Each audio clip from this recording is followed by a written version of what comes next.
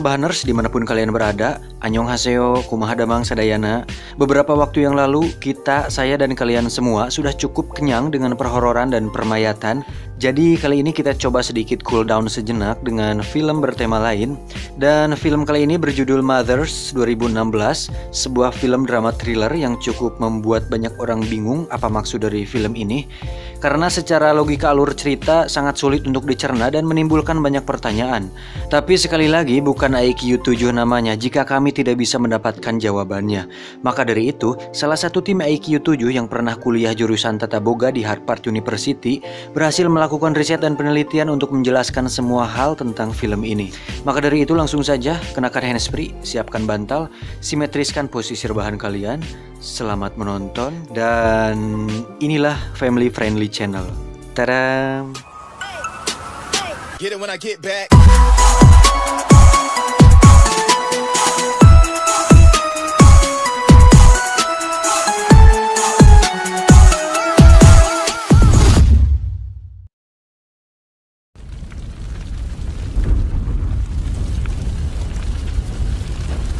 Di awal kita akan diperlihatkan seorang wanita yang sedang terbakar dan saat dia meneteskan air mata, bisa disimpulkan bahwa dia sedang nalangsa.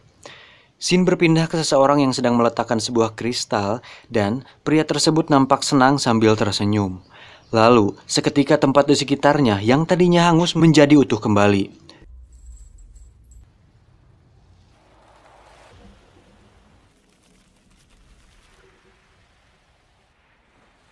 Dan bangunlah seorang wanita di atas kasur. Dialah tokoh utamanya. Kita panggil dia Ibu. Kemudian dia berjalan keluar kamar.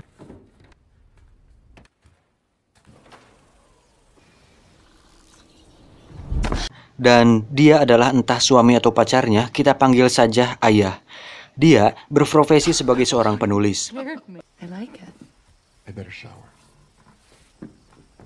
Terlihat si ibu sedang mengecat dinding untuk memperindah rumah mereka. Si ayah hanya fokus dengan karya terbarunya. Bisa diambil kesimpulan bahwa mereka baru tinggal di situ atau mungkin saja baru pindah rumah. Singkat cerita, malam pun tiba. Saat mereka sedang duduk santai di depan perapian, tiba-tiba mereka dikejutkan dengan seseorang yang mengetuk pintu depan rumah mereka. Saat dibuka, ternyata itu bukan mas-mas JNE yang kirim paket Lazada, tetapi seorang pria yang mengaku sebagai seorang dokter ahli bedah ortopedi. Si ayah yang bahkan tidak mengenal siapa orang tersebut pun menyambut dengan ramah dan mempersilahkannya masuk ke rumah. Si ibu terlihat nampak keberatan dan sedikit curiga kepada orang asing tersebut. Namun, karena tamu adalah raja dan raja adalah Ian Kasela, jadi mau tidak mau dia pun harus memperlakukannya dengan baik. Dia pun membuatkannya secangkir teh. Saat pria asing itu akan pulang, si ayah melarangnya karena sudah larut malam. Si ibu nampak semakin keberatan dan seperti ingin berkata, "Si ayah nanaonan sih, nyaho beas tinggal seetik oge." Akhirnya, pria asing tersebut menginap di rumahnya. We don't smoke. That's smart. Si ibu pun tidur. Saat tengah malam, dia pun dibangunkan dengan sebuah suara. Saat diperiksa, ternyata itu adalah pria asing tersebut yang sedang muntah. Si ibu sekilas melihat sesuatu yang aneh, yaitu terdapat sebuah luka bedah atau sayatan di bagian tulang rusuk kanannya. Si ayah langsung menutupinya. Saat si ibu akan kembali ke kamar, dia melihat korek api si pria asing tersebut. Kemudian, dengan sengaja dia menjatuhkannya ke belakang lemari agar dia tidak uduk di dalam rumah. Di pagi hari, si ayah terlihat senang karena katanya orang asing tersebut mengetahui dan mengagumi buku dan karya-karya si ayah. Dan itu membuat si ayah sangat bangga. Kemudian si ibu kembali dikejutkan dengan kedatangan seorang tamu yang ternyata itu adalah istri dari pria asing tersebut. Pleasure is mine. Entah apa alasannya, si ayah pun mengizinkan mereka berdua numpang di rumah tersebut. Dan itu semakin membuat si ibu keberatan. I didn't think it was a big deal.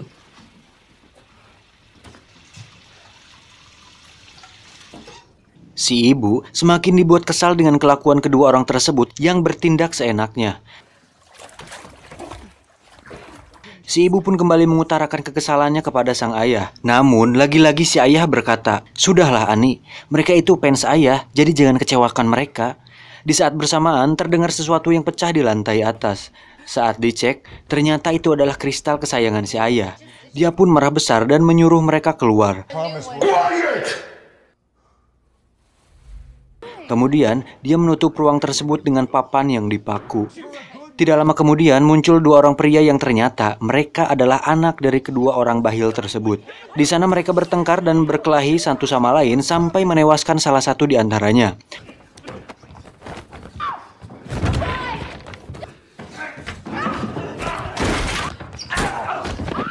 Stop faking. Get up. Get up. Look at me. Singkat cerita, diadakan sebuah acara bela sungkawa atas kematian anak itu. Dan acara tersebut diadakan di rumah mereka berdua. Ternyata, tanpa sepengetahuan si ibu, ayah mengizinkan kedua orang asing tersebut untuk mengundang teman dan keluarganya di rumah mereka dengan alasan si ayah tidak tega karena katanya mereka tidak tahu harus pergi kemana. Oke, bentar. Pertama saya nonton sampai sini saya masih dibuat bingung kemana arah film ini. Apakah kedua orang asing itu psikopat atau ingin menguasai rumah atau seorang yang mau balas dendam atau gimana? Jadi saya paham, pasti Anda juga bingung. Makanya ikuti saja dulu alurnya supaya Anda semakin tambah bingung. Saat turun ke bawah, betapa kagetnya si ibu saat melihat sudah banyak orang yang berdatangan dan berada di setiap ruangan rumah. Dan itu sangat seenak jidat mereka. Untuk menenangkan diri, si ibu pun pergi ke kamarnya dan minum Panadol untuk meringankan sakit kepalanya. Saat kembali turun ke bawah, bukannya menjadi lebih tenang. Justru si ibu semakin dibuat amsyong dengan orang-orang yang mengecat rumahnya tanpa izin. Saat ditanya, "Hei Kehead, kenapa kamu mengecat rumahku?" Si Ujang menjawab, "Si ayah sudah begitu baik pada semua orang. Setidaknya inilah yang bisa kami lakukan." Di sisi lain, si ayah masih saja berbangga diri dan bercengkrama dengan orang-orang tersebut. Kemudian si ibu pergi ke dapur dan melihat dua orang yang sedang duduk di atas wastafel. Si ibu menyuruhnya turun, tapi mereka tetap bandel, yang akhirnya membuat wastafelnya rusak dan airnya bocor ke segala arah. Stop doing that. Don't do that. Akhirnya, si ibu pun murka dan teriak, "Keluar timah aing!" Mereka semua pun akhirnya keluar dari rumah tersebut. Dari situ, si ibu dan ayah terlibat percekcokan. Si ayah mengatakan, "Aku hanya berusaha membawa kehidupan di rumah ini." Si ibu menjawab, "Jika kau ingin membuat rumah ini terasa hidup, kenapa kamu tidak melakukan titik-titik kepada diriku? Bukankah dengan seorang anak akan membuat rumah ini menjadi hidup?" Akhirnya, mereka melakukan itu. Singkat cerita, si ibu pun hamil. Si ayah yang mendengarnya langsung mendapat sebuah ide dan inspirasi untuk karya terbarunya. Si ayah pun langsung menulisnya. Si ibu yang sudah menjadi ibu terlihat mempersiapkan segala sesuatu untuk menyambut kelahiran anaknya tersebut. Saat dia pergi ke dapur, dia merasakan sesuatu di perutnya. Ternyata bayinya bergerak. Si ibu yang senang langsung pergi menemui si ayah yang sudah ngajanteng di depan pintu. Si ibu bertanya, "Ayah kenapa?" Si ayah menjawab, "Aku sudah menyelesaikan karya terbaruku." Saat si ibu membacanya, dia membayangkan rumah dan sekitarnya hangus dan kembali menjadi pulih. Entah apa isi dari tulisan karyanya tersebut, tapi itu membuat si ibu sampai menangis. Dia mengatakan, "Ini sangat sempurna dan perfecto Ramos." Tiba-tiba telepon berdering. Dan itu adalah telepon dari pihak penerbit bukunya yang mengatakan jika buku hasil karya terbarunya sangat bagus dan sempurna. Si ibu bertanya, "Mereka sudah membacanya?" Si ayah menjawab, "Ya, tentu saja." "Why?" Si ibu pun hanya terhulang. Jangankan si ibu, saya juga nggak hulang tarik. Kan bukunya baru selesai ditulis nih. Kok pihak penerbit sudah tahu kapan dikirimnya? Apakah sudah dikirim via email? Tapi itu tidak diceritakan dalam filmnya. Jadi entahlah, hanya mas-mas JNT Express yang tahu. Untuk merayakan berita baik tersebut, si ibu dan ayah merayakannya dengan mengadakan makan malam berdua di rumah. Si ibu pun sudah berdandan cantik dan terlihat sangat menawan. Saat dia sedang mempersiapkan makanan, tiba-tiba dia dikagetkan dengan orang-orang yang sudah berada di luar. Dan ternyata mereka adalah para penggemar, wartawan, dan orang-orang yang mengagumi karya si ayah. Si ibu pun mengajak si ayah untuk masuk ke dalam dan menghentikan ini semua. Namun si ayah yang sudah terbuai dengan popularitas menghiraukan permintaan ibu. We've come from so far. Look at me. I'm about to have our baby. Why is that not enough for you? Si ibu pun kembali ke dalam dan betapa kagetnya dia saat melihat sudah ada orang-orang yang seenaknya masuk ke rumah. Dan dari sini semua menjadi chaos. The poet says it's everyone's house. Ada orang yang antri ke kamar mandi, mengambil makanannya, numpang tidur, bahkan beberapa orang mencuri barang-barang dari rumah tersebut. Si ayah yang semakin tidak peduli dan lebih sibuk meladeni wartawan dan penggemar membuat si ibu murka dan menelepon pihak kepolisian. Namun saat sedang menelepon, tiba-tiba teleponnya direbut oleh emak-emak, kemudian diambil dan dibawa oleh seorang pria. Dari sini semua menjadi tambah chaos dan membuat saya pribadi yang menontonnya semakin dibuat bingung. Ini ada apa anjir, kok orang-orang jadi nggak ada akhlak gitu. Si ibu yang semakin stres pergi ke kamarnya untuk menenangkan diri. Saat kembali turun, semua malah menjadi tambah kacau. Ada orang yang sedang dugem, ada yang sedang merusak dan membawa barang-barangnya keluar. Rumah pun seketika menjadi sesak dan semakin banyak orang yang ingin masuk ke rumah. Si ayah pun akhirnya menemui si ibu dan mencoba membawa si ibu ke tempat aman, tapi dihalangi oleh para wartawan. Dan tiba-tiba datanglah Pak Ladusing bersama tim polisi yang mendobrak dan masuk ke rumah. Tapi bukannya membuat semuanya menjadi aman, malah justru menambah kekacauan dengan terjadinya peperangan antara orang-orang di sana dan kepolisian. Si ibu pun pergi ke ruang bawah tanah untuk mengamankan diri.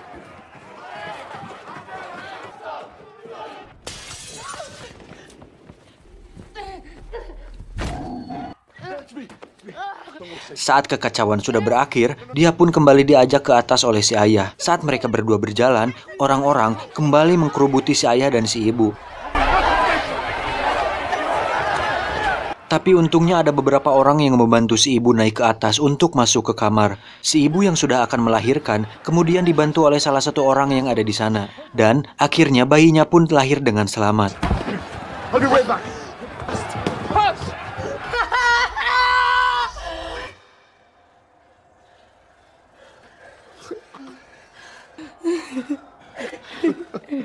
Kemudian, keadaan tiba-tiba menjadi sunyi. Si ayah pun pergi keluar untuk memeriksanya.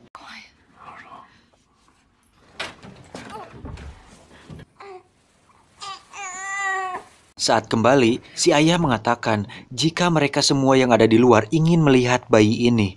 Setelah apa yang sudah terjadi, tentu saja si ibu menolaknya. Si ayah pun mengambil kursi dan duduk di sana sampai si ibu ketiduran. Saat si ibu bangun, betapa kagetnya dia saat bayinya sudah menghilang dari tangannya. Saat keluar, ternyata bayinya sedang digendong oleh si ayah. Saat ibu akan mengambil bayinya, tangan si ayah sudah kosong. Ternyata si bayi sedang diestafet oleh orang-orang di sana. Si ibu yang tidak terima langsung mengejarnya dan berusaha mengambil kembali bayinya. Namun naas, sang bayi sudah lenyap dan hanya menyisakan darah dan beberapa bagian tubuhnya yang tergeletak di lantai. Ternyata orang-orang tersebut sudah memakan dan membagi-bagikannya kepada seluruh orang yang ada di sana. The fuck man, psikopat anjir ini. Si ibu yang murka kemudian mengambil pecahan kaca dan menusuk orang-orang yang ada di sana. Dan salah satu orang botak tiba-tiba memukul kepalanya dengan benda tumpul. Dia langsung dianiaya seperti ditendang, dipukul, dan ditelanjangi oleh orang-orang tersebut. Si ayah yang datang langsung menghentikannya, lalu mereka pun berhenti. Bukannya mengusir dan membela si ibu, si ayah justru mengatakan bahwa mungkin ini adalah takdir, dan kita berdua harus temukan cara untuk memaafkan mereka semua. He butchered our son. Si ibu yang semakin murka mendengar bacot si ayah, kemudian teriak sampai lantainya terbelah. Mereka semua pun seketika kaget. Kemudian si ibu mulai berjalan dan melihat beberapa orang di ruangan yang sedang melakukan sebuah ritual keagamaan. Dia pun tidak sengaja menemukan sebuah korek api tergeletak lalu mengambilnya. Dia pun turun ke bawah tanah. Di sana dia melihat sebuah tong berisi minyak yang mudah terbakar, lalu membocorkannya sehingga cairan tersebut tumpah. Kemudian si ibu menyalakan korek api dan membakar semuanya. Please don't. You never loved me.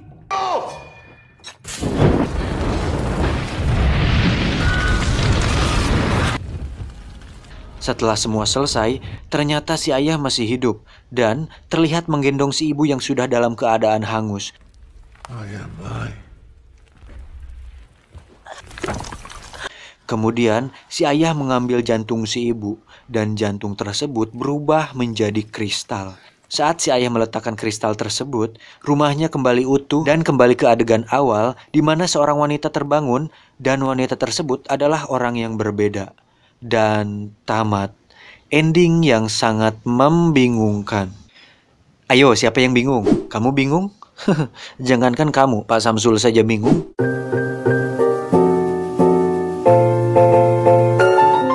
Jadi sebelumnya perlu diketahui dulu bahwa film ini merupakan alegori atau metafora atau perumpamaan dari sebuah kisah.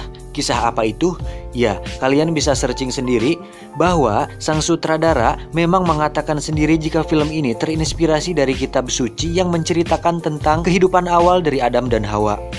Tim IQ 7 sudah melakukan riset dan menemukan sebuah teori yang menjelaskan tentang makna setiap adegan atau kejadian di film ini. Tapi sebelum itu, saya mengingatkan untuk menyimak penjelasan ini sampai akhir karena penjelasannya akan berhubungan dengan agama dan kita tahu konteksnya sangat sensitif, jadi tolong simak dengan baik agar tidak terjadi kesalahpahaman. Pada saat opening, ketika kristal mulai disimpan, hal itu menjadi sebuah simbol mengenai awal muawal kehidupan itu diciptakan termasuk manusia itu sendiri. Sedangkan rumah, pepohonan, dan alam sekitarnya merupakan simbol Taman Eden atau surga. Lalu, siapakah sosok suami dan istri yang bertamu ke rumah itu? Mereka diibaratkan sebagai Adam dan Hawa. Petunjuknya adalah ketika si pria asing yang mengaku dokter itu muntah di toilet. Dan si ibu tidak sengaja melihat bekas luka di tulang rusuknya. Sebagaimana dikisahkan bahwa Hawa diciptakan dari tulang rusuk Nabi Adam. Kemudian kedua tamu tersebut tanpa meminta izin langsung masuk ke sebuah ruangan di mana kristal itu disimpan oleh si ayah. Bisa dikatakan bahwa kristal itu merupakan simbol buah terlarang atau buah khuldi yang sangat diperingatkan untuk dijauhi. Namun kedua orang tamu tersebut telah sengaja memecahkan kristal tersebut dan membuat pemilik rumah murka. Simbol ini sebagai penjelasan dari Adam dan Hawa yang telah melanggar perintah Tuhannya. Lalu siapa dua lelaki yang muncul sebagai anak dari kedua tamu tersebut? Mereka diibaratkan sebagai anak dari Adam dan Hawa setelah dikeluarkan dari surga dan menghuni bumi. Hal ini diperlihatkan dengan adanya pertengkaran yang menimbulkan kematian dari saudaranya sendiri. Seperti yang kita ketahui bahwa semua manusia yang berkembang sampai saat ini merupakan keturunan Adam dan Hawa. Setelah anak Adam tumbuh berkembang biak, maka semakin banyak ragam manusia dalam segala bentuk dan karakternya. Kita dapat melihat adegan seperti ritual ataupun kepercayaan dalam salah satu adegan. Hal ini merupakan simbol dari sebuah agama. Lalu banyak rupa-rupa manusia yang berbeda diibaratkan sebuah ras yang ada di dunia dengan berbagai karakter baik, buruk maupun sifat liar manusia. Lalu apa maksud dari kehamilan dan kelahiran seorang bayi? Ini merupakan simbol dari kelahiran. Jika dalam agama Islam dikenal sebagai Nabi Isa, maka sosok Yesus dikenal dalam agama Kristiani. Sehingga si ibu di sini berperan sebagai Siti Maryam atau Bunda Maria sebagaimana tertulis dalam kitab bahwa dirinya melahirkan anak lelaki tanpa memiliki suami. Dan untuk kami pribadi sebenarnya ada hal yang sangat mengganggu adalah ketika si ibu melakukan hubungan intim dengan si ayah yang notabene disimbolkan sebagai Tuhan dalam film ini. Selain terlalu berani, hal itu juga menjadi sangat provokatif dan cukup kontroversial sehingga berdampak menimbulkan persepsi lain. Terakhir, kebakaran yang terjadi dan menghanguskan orang-orang merupakan simbol dari akhir dunia atau kehancuran kehidupan manusia, yaitu kiamat besar. Pada bagian penutup, setelah si wanita itu meninggal dan diambil hatinya yang berisikan kristal tersebut, hal itu mungkin simbol dari kehidupan baru. Mungkin bisa dikaitkan dengan kisah perahu Nabi Nuh saat banjir besar yang membumi hanguskan peradaban manusia. Namun setelah itu, Tuhan yang dalam film ini digambarkan sebagai sosok si ayah tetap menyisakan manusia-manusia terpilih untuk memulai kembali peradaban manusia yang baru. Terlepas dari teori tersebut, saya pribadi memiliki pandangan tersendiri yang lebih simpel dan gampang terhadap alur cerita film ini. Apakah kalian pernah menonton film Perfume, The Story of Murderer? Jadi di film itu ada seorang pemuda yang diberi kelebihan untuk bisa meracik dan membuat parfum paling sempurna di dunia. Sehingga siapa saja yang memakai parfum tersebut akan terlihat seperti malaikat. Dan itu masih masuk akal dengan penjelasan bahwa parfum tersebut memiliki aroma tertentu yang dapat mempengaruhi saraf sehingga menciptakan halusinasi di pikiran. Kasarnya mabok lah. Nah, kasusnya hampir sama seperti film ini di mana si ayah memiliki kemampuan luar biasa untuk bisa merangkai kata-kata yang mampu menghipnotis dan mensugesti orang-orang yang membacanya. Sehingga alam bawah sadar mereka menganggap sosok si ayah seperti dewa. Tapi lagi-lagi teori itu tidak bisa menjelaskan tentang kenapa si ayah masih hidup di akhir film. Jadi saya punya teori alternatif kedua.